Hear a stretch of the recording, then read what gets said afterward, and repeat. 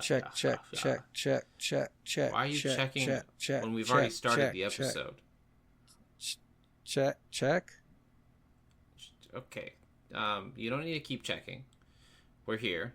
We're recording. People are listening to this. Check. No. You better chickadee check yourself before you rickety wreck yourself. All right? Okay, Foghorn.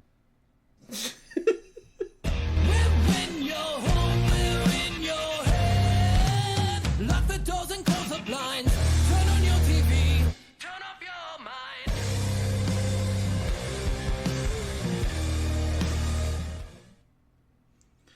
Foghorn, Leghorn. That's an old reference. It is so nice. It's so nice that you don't move around. It's pleasantful to watch.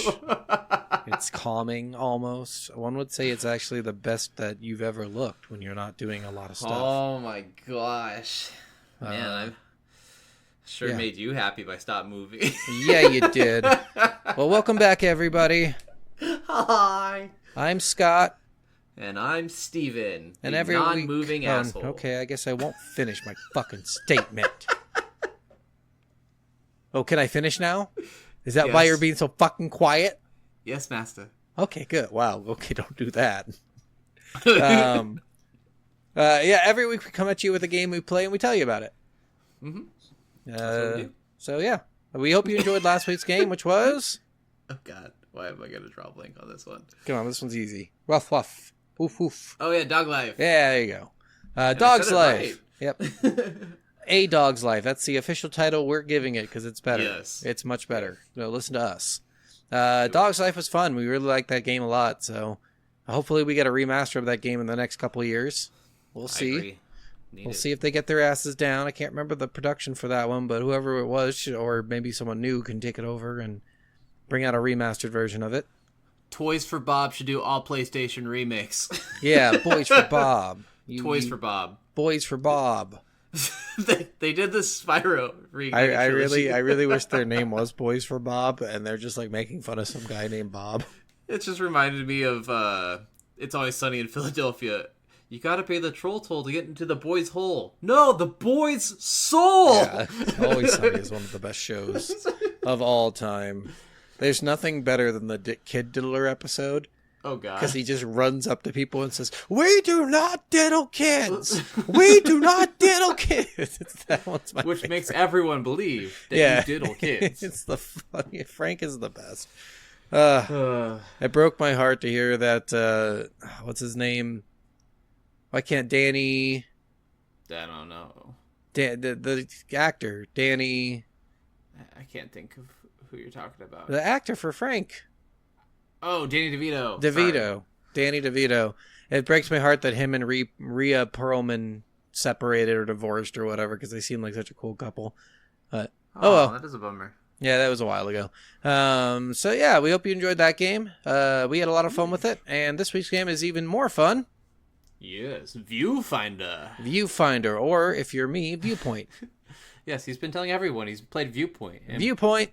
Can't wait for our Viewpoint episode, and then no one's gonna know what the fuck we're talking about. Viewpoint sounds better. Viewfinder is good. It's good. Don't get me wrong. Viewpoint sounds much cooler. Honestly, it should be called Perspective. Perspective would be cool, or you know what? There's this great one called Subliminal.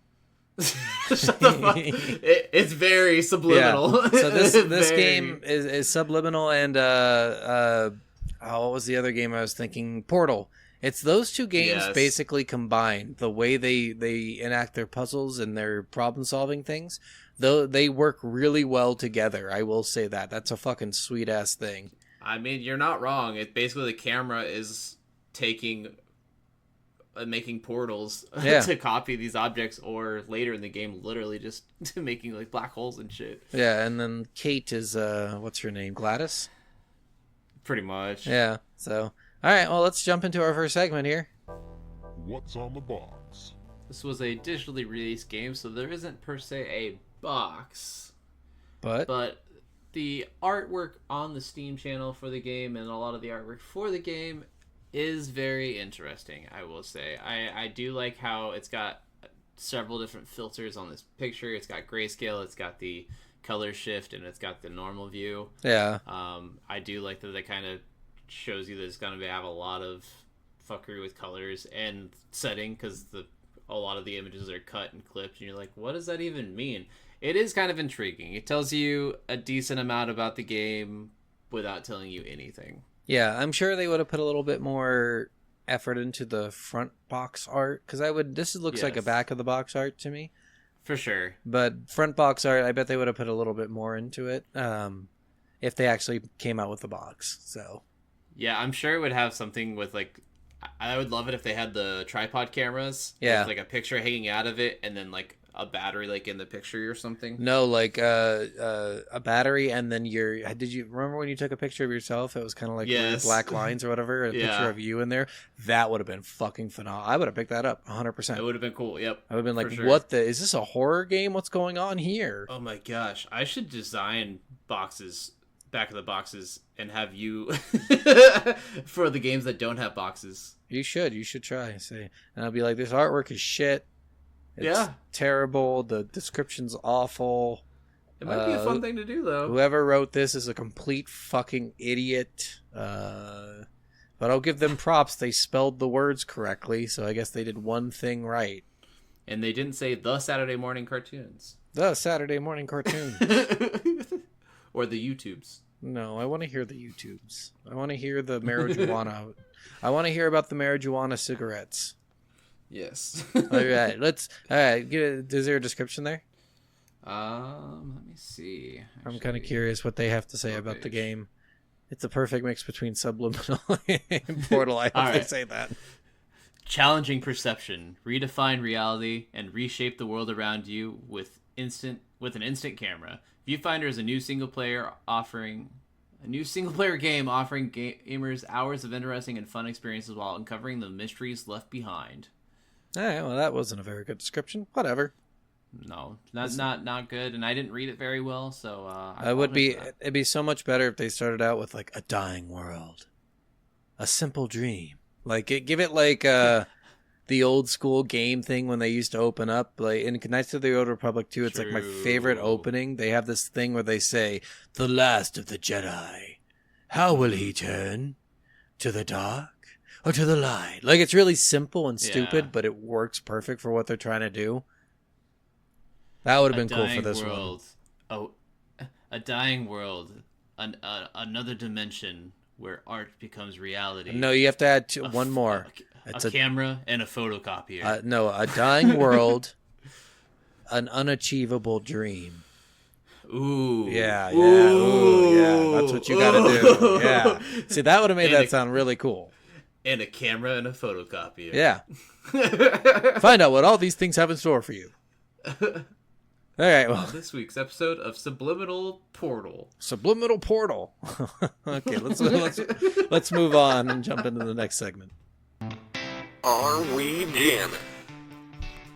All right, so tell us about the voice cast and the music and composers and shit. You know what? I'm surprised there's such a big voice cast for this. I don't know why I expected there to be 2 people. I heard more than 2 playing the game. Like, I know there's probably 5 that I remember distinctly. There are 6. Yeah, okay. But for some reason I expect 2. I don't know why. This is Blanche Anderson as Mirren, Savvy Des Estachis as Jesse, Thea Jamera as Haraya, Ramesh Matani as, I don't know how to say this name, Aharon. I can't remember how they said it in the game. I thought it was just Aaron, yeah. I don't know. I think it was Aaron, but it was just a very interesting way to spell Aaron. Maybe, but or like Aron or something. Aharon? Like, it's Aharon, maybe. Yeah. I don't know. Paul Warren as Kate, Matthew J. Zion as Chilong, and that's everyone. All right. Yeah, so no composer. They didn't list it for some reason, which I'm really upset about, because I actually really did like the music for this game a lot. True. Like, the music, guys, it is the most calming, natural music you'll ever hear until you get to the big moments, and you're like, what is happening? Why is the world blowing up? Leave me alone.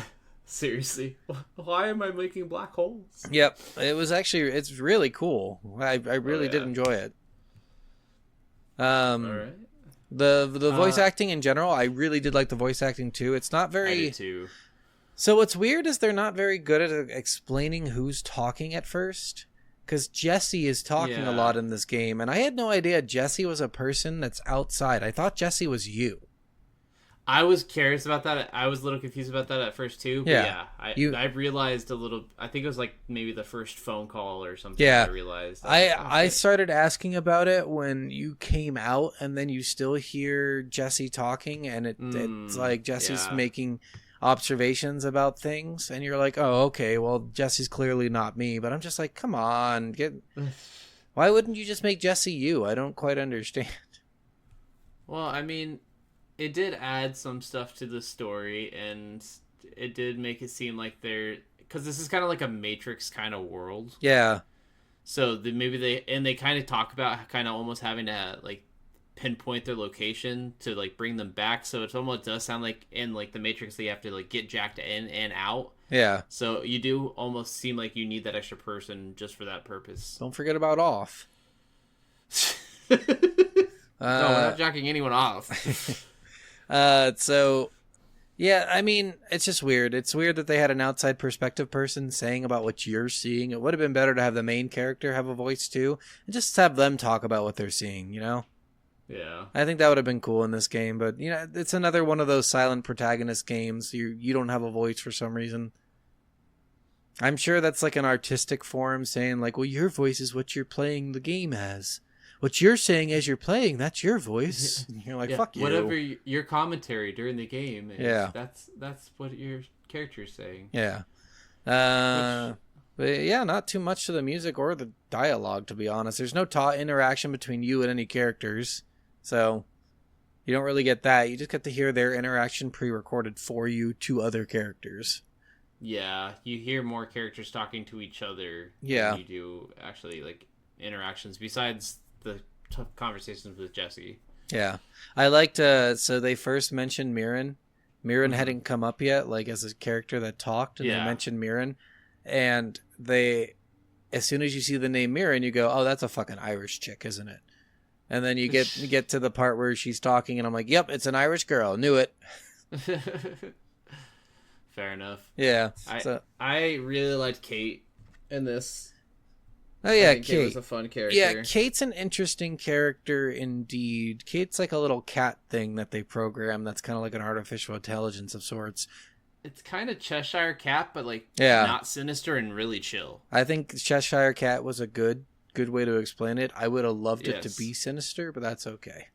True. That would have been interesting, at least, if they like literally programmed the Cheshire Cat into the fucking thing. Right. I mean, this is speaking again with Matrix kind of references and stuff, that would be a reference to, because Alice in Wonderland is referenced several times throughout Matrix. Yeah, you're going into a Wonderland. True. But I do like that.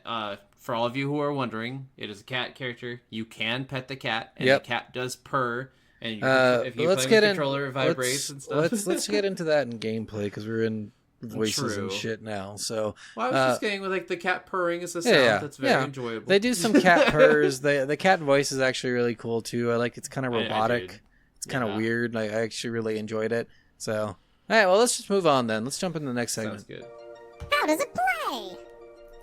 Well, speaking of how does it play, this game actually plays fairly decently. I really enjoyed it. It's a weird concept game. Basically, like we said, Subliminal and Portal, think those two games. The only difference is Subliminal, I believe you had the ability to change the size of things based on your perspective of them. Yes. Whereas in this game, you do not. It's more the distance perspective of how far away you can throw something in this game rather than making something bigger. Yeah, so your perspective is not as important in this game as it is in Subliminal, but it's still a key factor. I would still say it's just as important because of the amount of like twisting and turning of the photos and placing them. Like there is a lot of different things with it where you have to look at things from a lot of different angles. What this game does incorrectly, I think, with the gameplay is that, speaking from what you just said, I had no idea when you took a photo of something that you got the entire thing. Oh yeah. at the beginning of this game. I thought you only got the part that you took a photo of. So when I first didn't understand that, I'm like, then how do you do this if you get the entire fucking thing? I don't understand. And I'm trying to figure it out, and I couldn't figure it fucking out. And then I realized, oh, you can't, you've got to be fucking kidding me. You take a photo and you can turn it around even though you didn't get that part on the fucking photo? I'm so confused.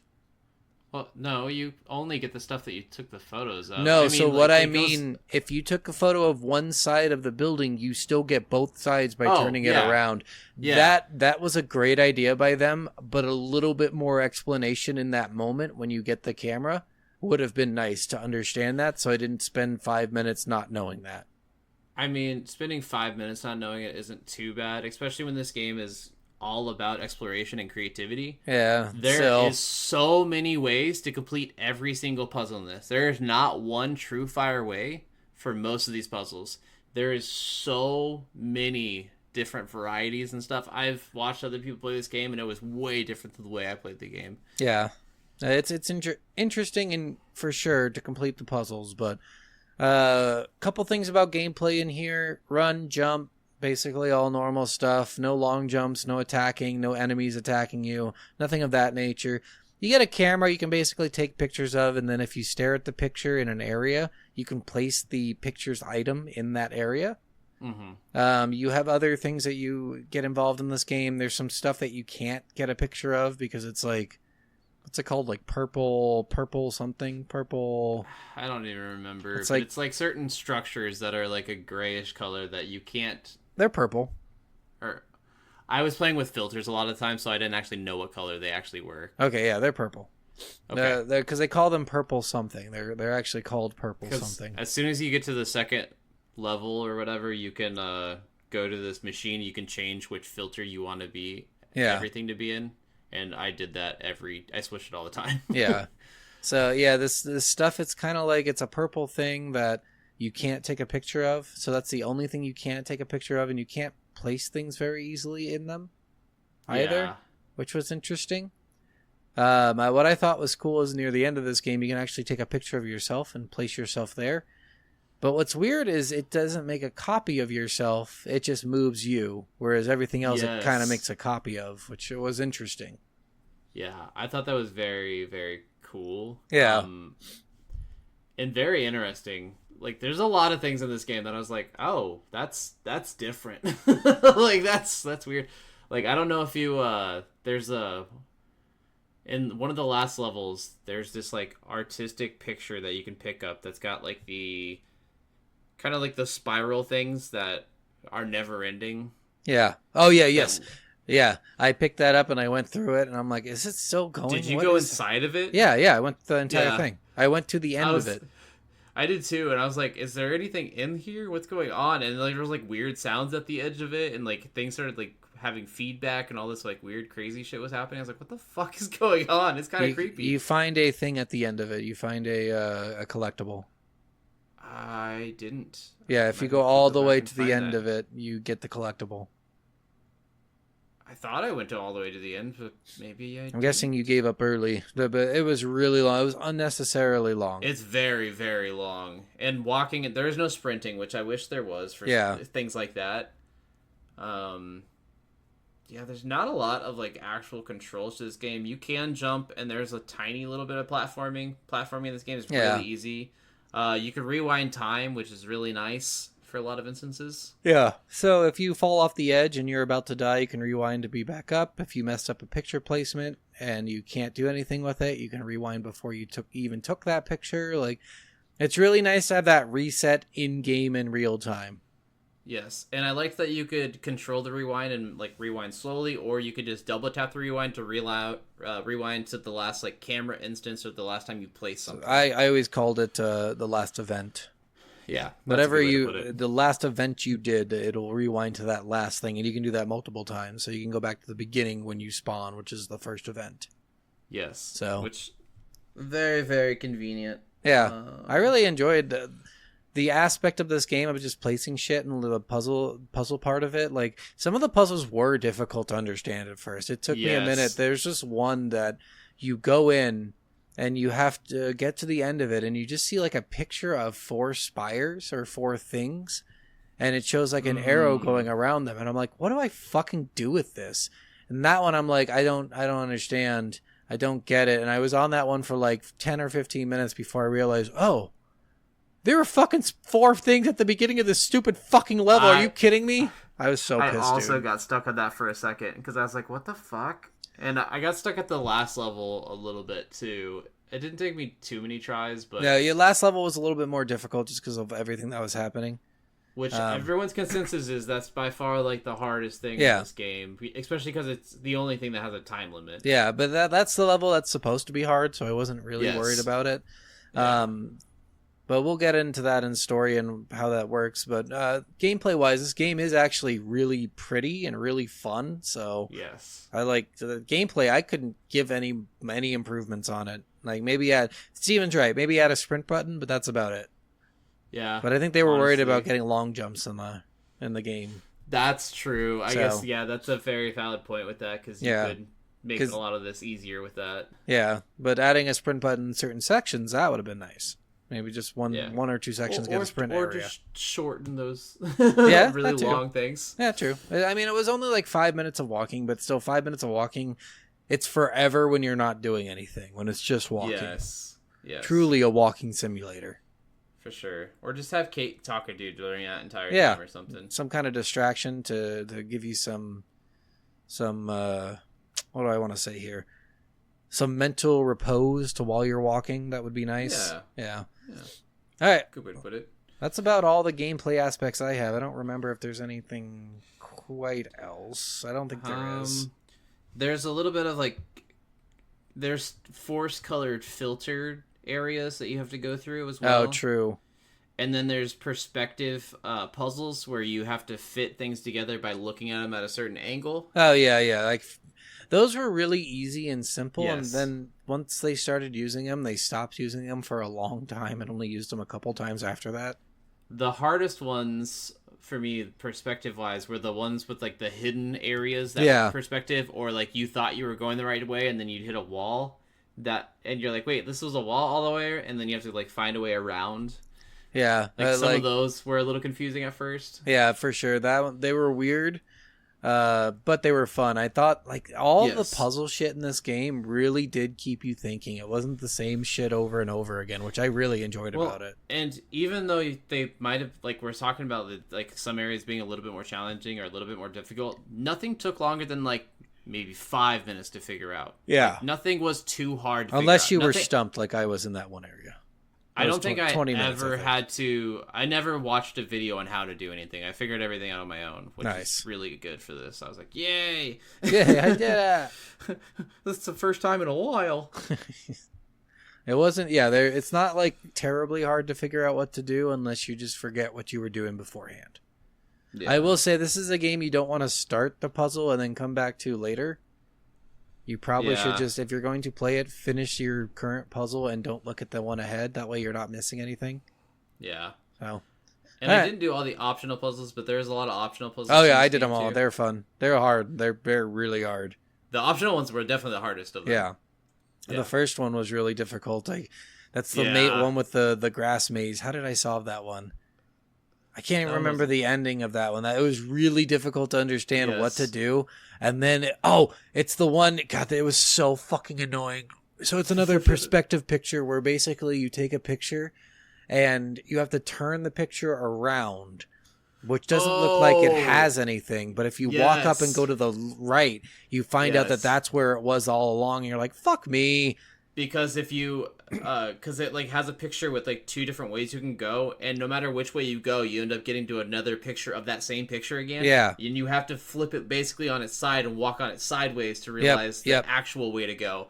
And it's called like the labyrinth maze, and it really does become a labyrinth because if you keep trying the same thing over and over again, you just get stuck in an insanity loop. It took me forever to figure that out. I was fuck me, I shouldn't have done a fucking optional level. But then I ended up doing them all. That was the only one that I found really difficult to do. Most of them are not too bad. There was another one that was a little challenging, but yeah, most of the other ones that I did weren't too bad. Yeah. All right, well, let's move on. All right. It's time for reviews. All right, well, now it's time for that wonderful segment where we find out if you are a little bitch boy like myself, or you are valid with your excuses or reasons for liking or disliking the game. Boo. Boo to you. Boo. Why was it a boo? I don't think I deserve a boo for that shit. Boo. Guys, so we would go to karaoke, guys, and Steven would go on stage, and there'd just be one person, me, going, boo. Boo. And everyone would be like, I think he's an asshole. Yeah. So... And then I'd be like, yeah, but he's my asshole. Yeah. All right. So this first review is by someone named A Toaster. A toaster? A toaster. Okay, well, I like the name at least. And his profile picture is a toaster. I'd love if the review was, couldn't play, don't have hands and legs, sorry. But it looks like it's only a 2-bread toaster and not a 4-bread toaster. Oh, so it's like a basic bitch toaster? Yeah. What a basic it's like bitch. one of those $13 toasters. I moved on from toasters. I'm a toaster oven guy now. I still use a toaster. I actually stopped using my toaster oven because I use my air fryer way more than anything anymore. Yeah. All right, well, let's hear these reviews. Right. So, I want to recommend this game because it does have a fun, innovative mechanic that makes it unique, but unfortunately and ultimately not recommending it because of how short it is and how easy most of the puzzles are. Not to mention that Kate deserves better, you absolute monsters. Fun, but maybe wait for a sale. Interesting. That's stupid. What a dumb thing to say. It's too short, so I'm giving it a bad review. Like I said in the last few episodes, I really hate the argument of too short for a video game. Yeah. Like, I get it. You want more, but again, that's good. That means that they're going to have more excitement for a second game, you know? Like, that's... Well, and if you find the game fun and entertaining and you're enjoying yourself, then you can't say it's a bad game. Like, you can say that it's a good game, but is short and I wish there was more. Also... Like, I understand that critique. Like, I don't understand people getting upset about easy puzzles. Like, who gives a shit? It's not that challenging because it's more focused on the storyline and the beauty of it. Not everything has to be Dark Souls level difficulty. Yeah, seriously, guys. Shut the fuck up with your complaints about easiness or hardness and fucking shortness or longness. Like, it really doesn't matter. You sound like a really shitty woman right now complaining about someone's dick size. Like, literally, that's what you're doing. I mean, all right. That's what they are. They're like a girl at a club, like, you got 7 inches on you? And you're like, I don't know. I was going to say, even worse than the dick size thing, it's just the height fucking... Oh, yeah, height's a good one, too. snobs. Yeah, it's true. I'll only date a guy over 6'4", and you're like, you're 4'2". What the fuck are you talking about? You'll only date someone who's on welfare, you bitch. Get out of here. Why are you wanting to date someone that they can't control? Like, That's amazing what people will say when their happiness is at stake. I mean, that's true. Silly. Anyone can have any preference they want. But yeah, but it's just silly. I feel it's like a little weird to have preferences and things people can't control. It's just like, so back in the day, guys, this is really personal information, but Steven over here used to say, I will never date a girl with over an A cup. And it was the funniest thing he's ever said because his wife has ginormous boobs. And it's still like, he now realizes how dumb he was to say that. Like, that's not... Like, it's just, right? It's dumb. It's stupid. You're like right. you got used to something and you're like, I kind of like it this way because I'm used to it. Like, and that makes sense. But don't fucking say I'll only do this and won't compromise. Because clearly Steven compromised. Like, that's what we do. I very much compromised. I love my wife's breast very, very much. You grow up and you say, fuck it. I'm okay with what's happening around me. It's fine. You don't do that. But these people, they're weird. Steven's right. The longness of games, that should not fucking matter if you're having fun. Yeah. Like, I get it. It's upsetting that a game is not long enough because it's so cool. But again, the excitement of another game and the level of enthusiasm you send to that publisher, they're going to want to make another fucking game. Plus, I also, I don't want every game to be 100 hours. I like a good game that can finish honestly, in one sitting. This game felt like the perfect length to me. Personally, anymore, I would have been like, it's getting a little long. I'm kind of getting bored. Yep. But the perfect length, I felt like, and the perfect intensity too. But for sure, each their own.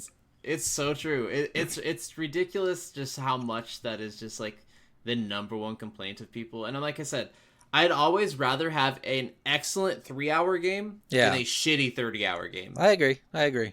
Although I did like Two Worlds, and that is a shitty 30-hour game. Okay, but it's shitty for certain reasons, but it's still a lot of entertainment value. Yes. Yeah, I got what you mean. I'm just saying there are there are things to that rule where you're like, okay, fine, you could be shitty for 30 hours as long as you give me this too. Say like Fallout 76 when it was first released. Oh, God, that's a shitty, very long game that had nothing to go for it. Well, it was an MMO, I think, right? Something I don't know. Yeah, it was a weird one. Anyway, we're getting too far off the points. Yeah, let's get to the next review. We're gonna call this one a bitch boy. Bitch boy. Don't give bad reviews because the game's too short. You liked it clearly. Fuck you. Yeah. It's not a bad game, but it's not a good one. It's no Portal. Developers have implemented a cute mechanic, but the puzzles are really quite straightforward. Had some good moments, but not enough to sustain. It's all over really quite quickly, with the final level relying on a tight constraint to elevate the difficulty, which is just tedious. Can't honestly recommend, which is a shame. What? This guy sounds like an asshole, doesn't he? Sounds almost like exactly like the other guy. It's like the other guy made a different account to make another review. Wait, so what is this guy's review? What's the star rating? It's just a not recommended. This doesn't have a star rating, so it's either negative or positive. I don't get a star rating. So you can't recommend because it's not hard enough again? I'm so confused. People, stop fucking wishing that the game was harder. It was fun. Yeah, well, and it's funny because like a lot of these things, like I get that there's a lot of puzzle games out there that are incredibly difficult, but there's a lot of easy puzzle games But guess what? We don't play those games, and most people don't play those fucking games. So I guess those games aren't very good now, are they? If you want a really hard, difficult puzzle game, try playing The fucking Witness. Fuck that game. I have to look up a guide in almost every fucking puzzle. Yeah. Fuck that shit. I never want to play that game anymore. Like, I quit playing that game. My wife quit playing that game. I had another friend quit playing that game. That game sucks. No one likes a game if it's too difficult. You should put comments under that game. Go play The fucking Witness, nerd. Seriously. Okay, let's move on. Bitch boy on that one, too. Yeah. All right. Settings, audio, speech volume, 0%. Thank me later. Settings, audio, speech volume, change it to 0. Thank me later. Apparently there's a lot of people who just hate a lot of the voices in this game. Yeah, I'll agree. So the voice acting was good. I did like it and enjoy it. And then when the parts where you could feel they were down and stuff was really good. But they're unnecessary, but you don't have to listen to them. You don't. You don't. The only time you listen to voice acting in the game is if you actively find the little old school record players. And you click on them, and that's the only time you get voice acting besides Jesse saying stuff to you. And Kate. And and those two only say stuff interspersely and very far between most of the time. Well, and Kate a lot of times just like, wow, that was a really fast way to do that. Or, wow, I'm impressed you did that. That's awesome. What an interesting way to do that. Positive review. You can pet the cat. Good game. But your controller vibrates when he purrs. Incredible game. Did I use a controller on that game? I don't even remember if I used it. No, I don't think I did. I think I used mouse and keyboard. I used controller. Which it was fun, the cat purring. I pet the cat every time I saw him. Yeah, I did too. I knew it was lonely in there. Yes. Another positive comment. More relaxing games like this, please. I agree. Yeah, the positive comments are really they're not too much. They're perfect. Chill. Just the negative comments are let me explain how smart I am. Oh, dude.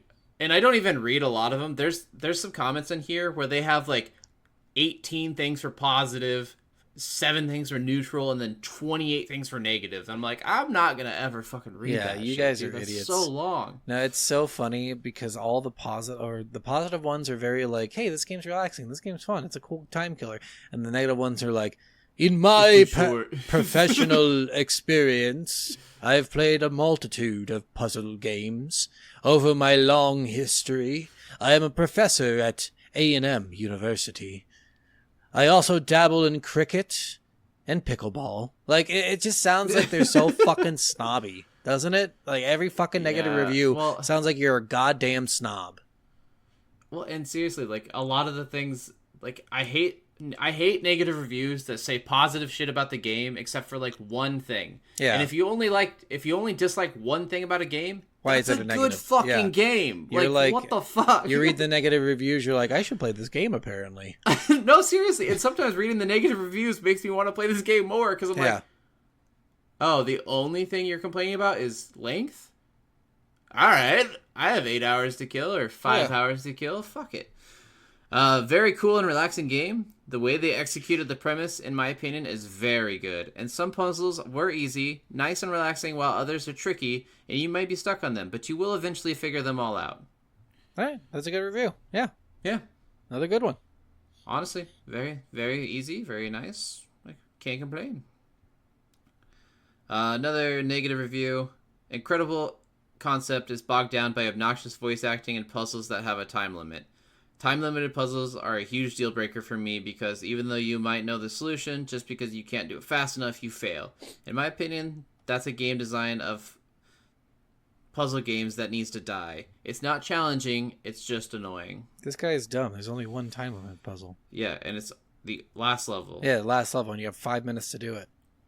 Which is plenty of time. Yeah, and you get to reset it if you don't. Like, it's not like Final Death. It felt like it, but it's not. So. I definitely thought it was going to be Final Death. I failed that so many times, though, so I'm glad it wasn't. Yes, same. But yeah, there's even multiple ways to do the ending. So if your way's not fast enough, you're probably not doing it a good way. Yeah, I found a really cool way to do some stuff in the ending that we'll talk about in the story, but... Nice. But yeah, that's it for reviews. All right. Well, most of those reviews were bitched out reviews. So good work, everyone. Yeah. You're all bitches. Let's move on. It's story time. Let's get started. All right. Read us a story. Okay. So the story for this is super short and simple. I didn't really write it out for this one. The basicness around the story is the puzzles, but the puzzles aren't actually part of the overarching story. So it's really interesting in that way, where all the puzzles do is push you to the next zone and you get a little bit more story. And the story's not exactly open about most of the details with it. So the overarching theme of the story is the world is basically ending. The climate has changed so much that the plants have all died out. Yeah. Or are dying out, possibly. It was kind of confusing on whether they had died out because... There were comments in the story where literally they would say, like, did the world used to be this green? And I'm like, okay. Is this what a tree used to look like? Yeah, it's like, how are there no tree? You would all be dead for sure. So I don't know how they're creating... Well, it seems like they're in a facility, so maybe there's Yeah, but if something... you look, remember, you get to go outside, not outside the facility, but you get to go outside the virtual reality, and you get to see outside, and there's still cars, like, driving around out there and stuff, so it's got to be... hospitable. I don't remember somewhat. looking outside. You get to look outside the windows on the side to go up to the reset the power. I don't think I ever looked out a window or anything. Oh, so. There's windows like clearly on your side that you can look out of, and you can see like cars moving around and stuff, like floating cars or whatever, like flying cars. Oh, okay. So it's far in the future, I'm guessing, because yeah. So, but it was just interesting seeing that. But it's all red outside. It's very like there's no blue sky. That's completely red, pretty much. So. Which tells maybe it's me not complete depletion of oxygen, but very low or something. Yeah, clearly the planet has red shifted, which means that the ozone layer is dead. Yeah. But it's just interesting looking at that. But again, that's the basis of the story, is you're just trying to figure out if these people figured out a way to create plants out of nothing. Yes. And that's it. That's the whole story. Yeah. But it's not very upfront about that in the beginning. I don't know why it's not upfront. I would have really liked maybe a little bit more backstory in the beginning, saying like the planet it's the year so-and-so. The planet has been dying slowly for this many years. Oxygen levels are low. People are huddled in buildings. Like that would have been nice to have that, because then you can understand the severity of your situation. Yeah. Because I have no idea what the severity of the situation is. Is the world going to end tomorrow, or is this like a 200 years in the future thing? Like, what the fuck's going on? True. I forgot to mention this too in the reviews, but there was actually a lot of people, not a lot, but there was a few negative reviews that were complaining because they were trying to bring up the agenda of the global warming. Oh, okay, the agenda, huh? whatever. Yeah, and I was like, oh my god, why are people the way they are? They're taking a real life issue and they're saying, let's just present it how we see it, and that's all. That's all they're doing. It's a cool thing. Yeah, what they're doing might not happen, but it also could happen. That's basically what they're saying. Yeah. I don't know what the hell people have a problem with that with. Whatever. But by the end of the game, you find a plant in the virtual reality world that you're in. Take it out, and it turns out it's real. Yeah, and that's the end of the game. Of WALL-E. Yeah, it really does. Hard. WALL-E. It's a WALL-E moment. It's when they find the plant in the trash can or whatever. Yeah, in the boot. So, yeah, super interesting concept for the story. Some things I liked about the story a lot. I loved the outside nature of the story and the inside nature of the story. Yeah. So basically the story takes place, and I guess I should have said this, in a virtual reality built by these 4 people. 4 or 5? Yes. 5 people. 4? 4. Because the 2 characters are you and the other person going into this virtual reality world. Yes, so these 4 characters built this virtual reality in order to be able to solve the problem of climate change within a reasonable amount of time. Because you can spend... I don't quite understand how they work this out, but basically they said that you have more time in virtual reality to experiment. But to me, I don't know if it seemed like that. They didn't make that obvious because it felt like it was real time, given that someone on the outside was able to talk to you in real time. I mean, yeah, they were talking to you, but we don't know, like, when she called. Like, because it could have taken... The time dilation effect could be in there with still being able to take a phone call. Yeah, true. And it's just confusing because you're like, or maybe in those moments, that's the only moment where real time is actually passing by when they're talking to someone on the outside.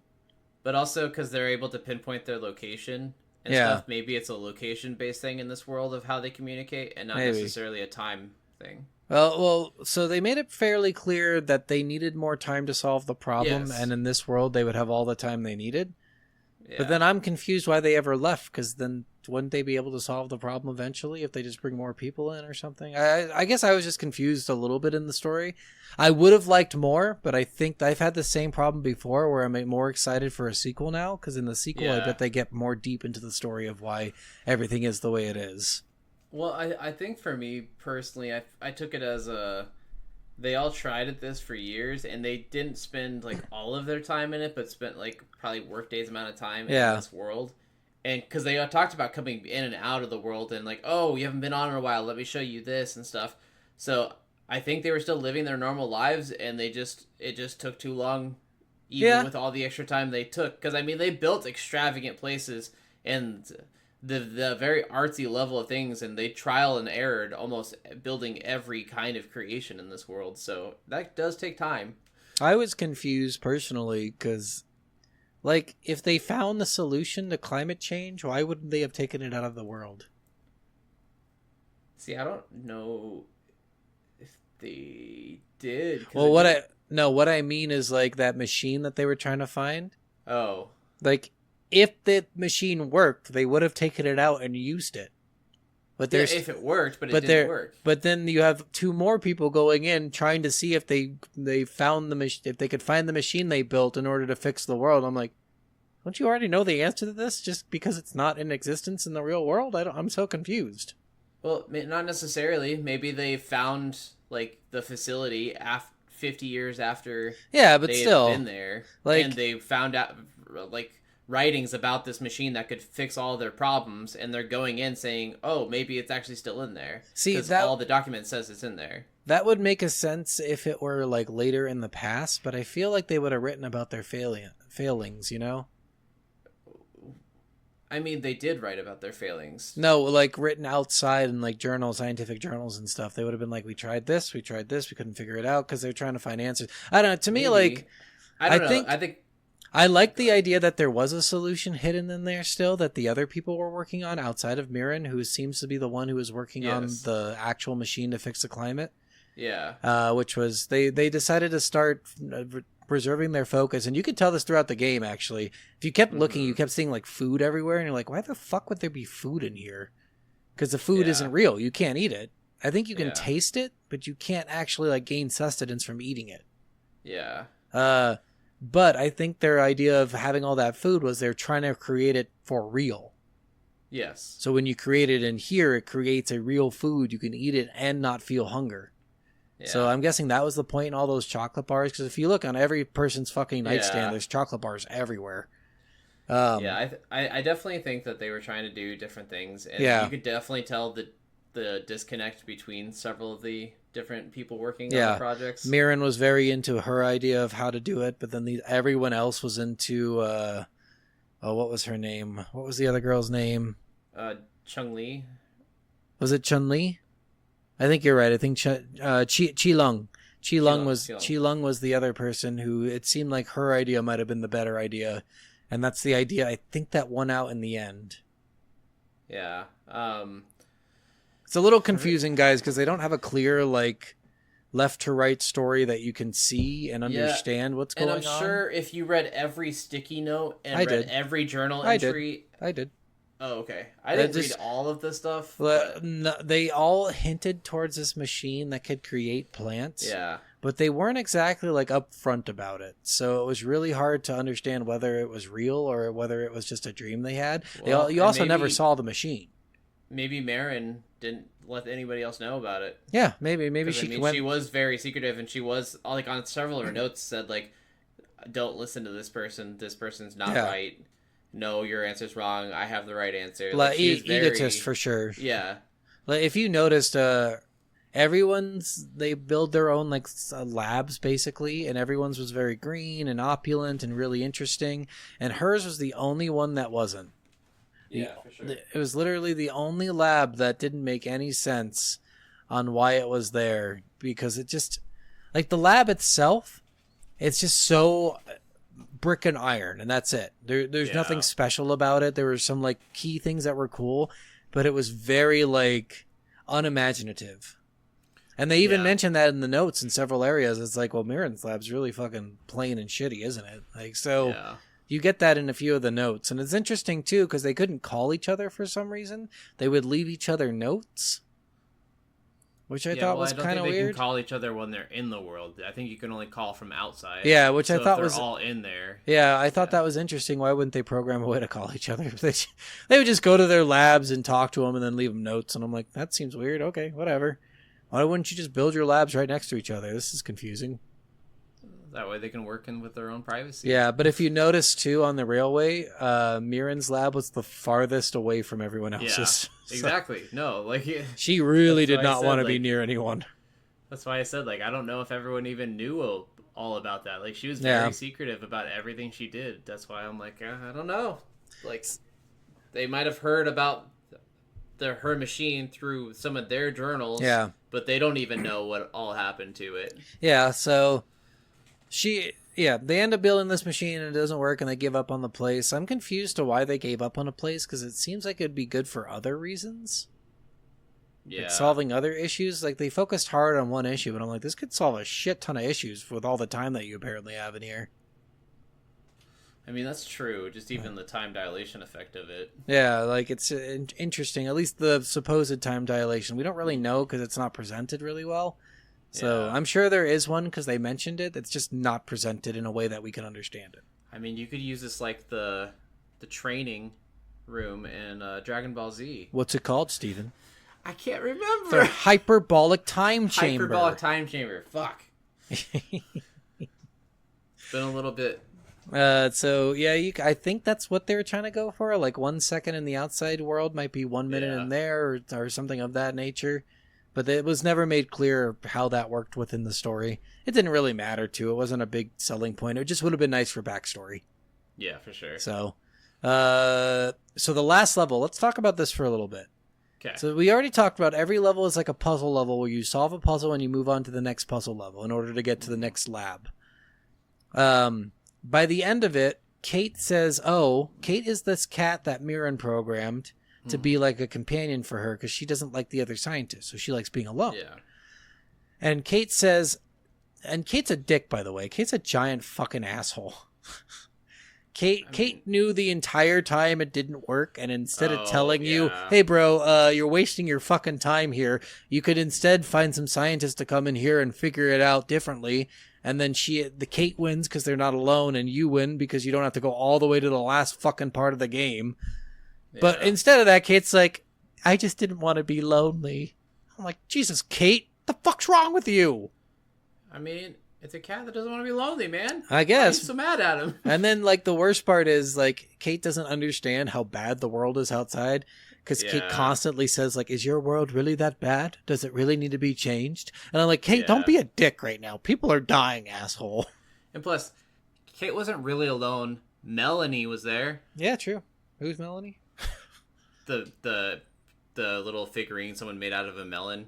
Oh, yeah, that's right. And, I like, forgot about that. Yes, Melanie. yes. Yes. Oh, my God. That's so stupid. So, okay. So, the way this game worked was so fucking interesting in that case in the story, that you had this cat that knew everything but refused to tell you any information. Really fucking shitty of the cat, but whatever. Yeah. But anyway, the last level.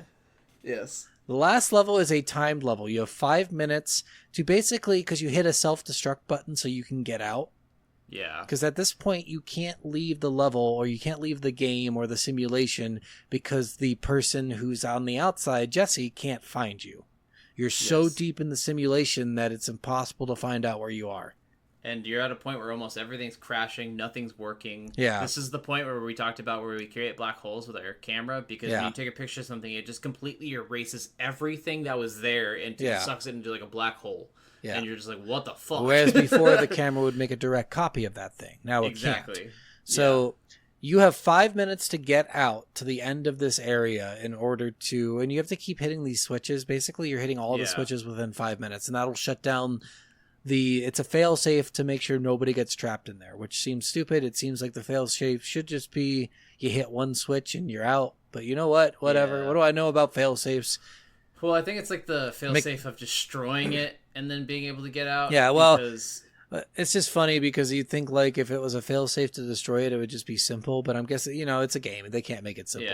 Yeah. If it was real life, they would be like, yeah, of course we're going to use one fucking button. We're not going to make these people like jump through fucking hoops. And you can destruct it from the outside, and no matter where you were. They would do a much better job in the real world, but in the game world, not so much. But anyway, like this part is the most interesting part of the game to me. It is the only point in the game where you actually have a time limit. Mm-hmm. The only point in the game where if you take a picture of something, it gets destroyed. Like, it's just interesting that all of this together, and there's so many ways to solve this last thing. Yes, there is. So at one point, I was trying to figure out, okay, what do I do here? What do I do here? And I took extra pictures of the batteries, so I would have extra batteries when I go along. And then you need this battery that's in this cage, but you can't take a picture of it because it's in one of those like cages that you can't get a picture through. So I had extra batteries on me. I'm like, oh, I don't even need this fucking battery. But then you find out you don't even need that. If you just take a picture of the sound wave thing and you put that right next to it, you can just fucking have that done and open the door with that. I'm like, what the fuck is this? How do you solve these puzzles? Like, there's like multiple ways to solve the puzzles by the end of it. Well, and that's what I loved about it, because there's so many times in this game that I was like, just tried something, and I'm like, I really don't think that was the way to solve this, but it fucking worked, and I'm so ecstatic about it. Yeah, I can't remember if I think this was an optional level, the one where you have to take a picture of this thing and then turn it around, but the perspective of it puts it way above you. And I think you get 2 pictures. You have to take a picture of that and take a picture of a way to get up to that. Yep. So, and it took me a while to like angle that perfectly to where I could jump up to it and get it done. Yeah, because I remember for that one, because it was one of those, which some of the tripod cameras actually had a timer where you actually had like a ring light that would do a countdown before it would take a picture. And on some of those ones where you needed to throw yourself farther, you would have to like build a way to get far away from the camera and then take a picture and then run to that area. Or like what I would do sometimes is I would take a picture of myself and then throw myself and then run for even further to get farther away. Yeah. And then I could take a picture of myself from really far away and then shoot myself up ridiculous high. Yeah. It was really interesting to do those. And it's not the one I'm talking about, by the way, Steven. I was thinking of a different one. Yeah, probably, I think this one's an optional one, I want to say. I think it's one where basically you have to build up. There's no way to take a picture of yourself, unfortunately. Or maybe there was and I just didn't see it. I don't know. I was definitely talking about a story one. So. You know what? I think there was a stand-up camera there. Fuck. I don't think at that point in the game I was introduced to the fact that I could take a picture of myself. Oh, I think at that point in the game, God damn it, now I'm thinking about how stupid I was building up to it. Shit, fuck me. That took me forever to do too, because I'm like, how do you get up here? How do you do this? And sometimes like I built around in like the weirdest fucking ways. Yeah. And I was like, what? I don't think this is the right way to do it, but I don't know how else to fucking do this. Yeah, shit. yeah. Well, and I loved how many hidden secrets there were. Like even like you'd find like a barcode, and you're like, what the fuck? And then you just like throw out the barcode, and you're like, oh, it's a barcode forest. Yeah, and, that like, was so like, cool. Like some of the cooler parts of this were the things you could find extra. Oh, the castles, video jumping, games. Yep. The jumping ability, which I wish you kept the jumping ability. Oh, I don't even know what you're talking about there. So there was this video game. I know part, the video game. and if you climbed up to the center of this area in this video game, like little world that you can put out, there was this little air cube with an arrow on it that was spinning. Oh. And if you grabbed it, it gave you a jump upgrade, which allowed you to jump like 10 feet into the air. Oh, that's cool. Which allowed you to get into higher and different places on that level. That I you think weren't I just able to. I climbed up at that point and figured out a way to climb up. I didn't use that. That's really funny. Fair. But I was like, that was a really interesting thing that was only in one level, and I was like, what the fuck? Oh, and we didn't talk about the collectibles and stuff, too. There's, like, mahjong tiles and rubber duckies and they're not planets. Important. They're more just achievement hunter stuff. It's not a great, amazing... I didn't really have fun with the collectibles in this one. I didn't really care about them all that much. I more cared about exploring the worlds they presented than about finding the things inside those worlds. 100%. Yeah. But yeah. Yeah. That's the whole story, pretty much. Yeah, we loved it. So let's move on. Worth, or not? Well, Scott kind of already spoiled this. Yeah, I'm going to say worth. I think this game, I'm going to disagree with everyone in the reviews. I think this game was the perfect length. I already said that. I think this game was beautiful. It's gorgeous. The gameplay is actually really fun. Like I said, a mix between Portal and Subliminal. So if you like those kind of games, you'll really like this. So yeah, it's definitely a worth game for me.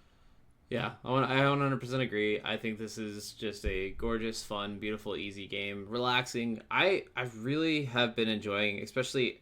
And we had 2 really relaxing, easy, fun games in a row with A Dog's Life in this. Like, I really do enjoy that. Like, I have been playing a lot of games that have been extremely difficult lately. And so playing some games that are nice, fun, relaxing, and easy, I'm like, this is just a nice change of pace, honestly. For sure. I agree. The game itself is really fun, and I think this game really deserves more props. So if you guys have a chance, go out and play it. And if you like art and design at all, or like you'll love it. You'll love this it. This is a game for you. This is 100% a game for you. Artist-friendly game for sure. I'm gonna show every one of my designer friends this fucking game. Yeah, it's a designer dream. Yeah. All right, guys. Well, thanks for listening. Next week's game is going to be a not game. We're doing a draft episode where we answer some questions. So join us for that one and vote on who has better drafts for certain game topics we're going to be talking about. Yep. All right, guys. Well, we'll catch you next week. Bye. Bye. Love you. No. Fuck off.